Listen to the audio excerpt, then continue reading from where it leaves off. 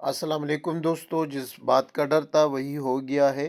آج عمران خان کی پیشی تھی لیکن ان کو پیش نہیں کیا گیا ہے۔ اس کی بنیادی وجہ یہ ہے کہ سیکورٹی کا بہانہ بنا کر ان کو پیش نہیں کیا گیا ہے، کیونکہ نیوٹرل کا کمپنی کا فیصلہ ابھی نہیں ہوا ہے کہ ان کو پیش کرنا ہے۔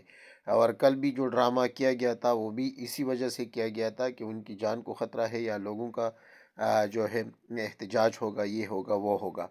تو ابھی ان جو جج نے آرڈر دیا ہے وہ یہ دیا ہے کہ جمعے کے دن ان کا جو ٹرائل ہے وہ ادھر جیل ہی میں ہوگا، جس طرح پہلے کیا جاتا تھا۔ لیکن اس میں ایک بات یہ ہوئی ہے کہ اب میڈیا کو اجازت ہے، یا ان لوگوں کو بھی اجازت ہے جو دیکھنا چاہتے ہیں یا وہاں پر حاضر ہونا چاہتے ہیں۔